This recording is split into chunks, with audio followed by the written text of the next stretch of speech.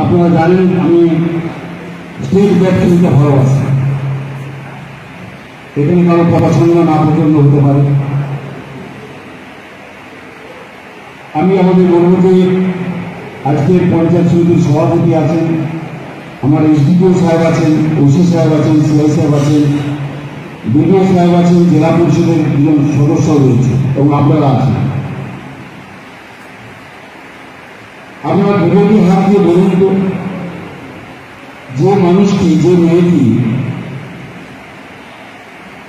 এত লাঞ্ছনা, এত বঞ্চনা, এত আপনাদের এই ক্লাবকে টাকা পাইয়ে দেওয়ার জন্য তাকে হাইকোর্টে পর্যন্ত এই সরকারকে উঠতে হয়, কিন্তু আপনারা এই টাকাটা পাওয়ার পর আপনারা কিন্তু আপনাদের দায়িত্ব কর্তব্য পালন করেন না। কেউ বলেন আমার নিজের পরিসীমাতে পেয়েছি, কেউ বলেন ন্যায় হাত ধরে পেয়েছি। এটা জেনে রাখুন যে পরিষ্কারভাবে এমএলএ যদি সেখানে বুকে বসে আপনাদের কারো সুপারিশ এখানে কার্যকরী হয় না, এটা কিন্তু পরিষ্কারভাবে জেনে রাখুন। আমি যদি মনে করি লোকাল এমএলএ যে আমার এই ক্লাবের বিরুদ্ধে অভিযোগ আছে, আমি যে অবজেকশন করি আপনার টাকা পাবেন না। একটা ন্যূনতম সৌজন্য বোধ শুধু আপনাদের কারো কারো নেই। যে মুখ্যমন্ত্রী মমতা বন্দ্যোপাধ্যায় যিনি টাকাটা দিয়েছেন আমাদের পুজোর জন্য,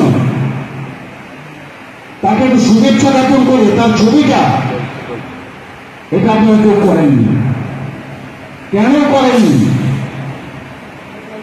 আপনারা কেউ বলুন তো টাকা নেবো না, কেউ বলবেন?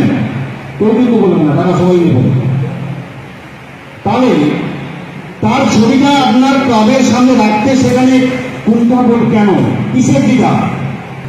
তিনি তো আপনাদের এই অর্থনৈতিক সাহায্য পুজোর জন্য দিচ্ছেন, তার ছবিটা কেন রাখতে পারেন না ক্লাবের সামনে, মঞ্চের সামনে? কিসের বাধা আমাদের? কেন করেন না?